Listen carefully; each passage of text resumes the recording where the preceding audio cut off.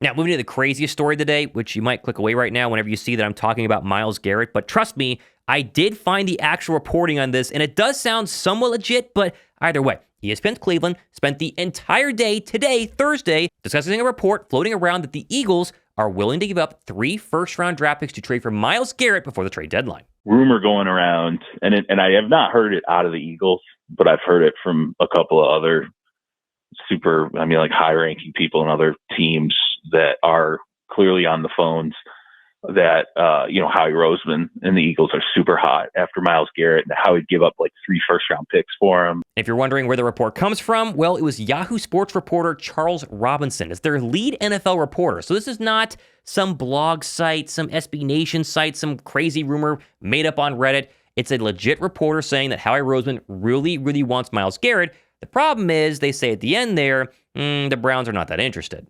But this whole idea of Garrett being traded has been gaining a little bit of ground. I mean, Pat McAfee did a whole segment literally yesterday explaining how quote-unquote tradable Myles Garrett's current contract looks. Although, as with all the A.J. Brown rumors, McAfee shockingly left out the $60 million dead cap hit the Browns would eat if they traded Garrett to Philly or anywhere else.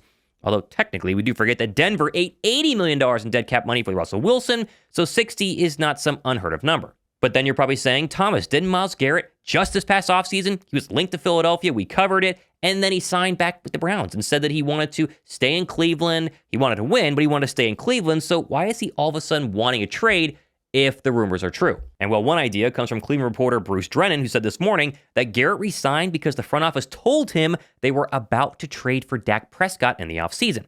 Hence why he might now be looking to move because they never got Dak Prescott.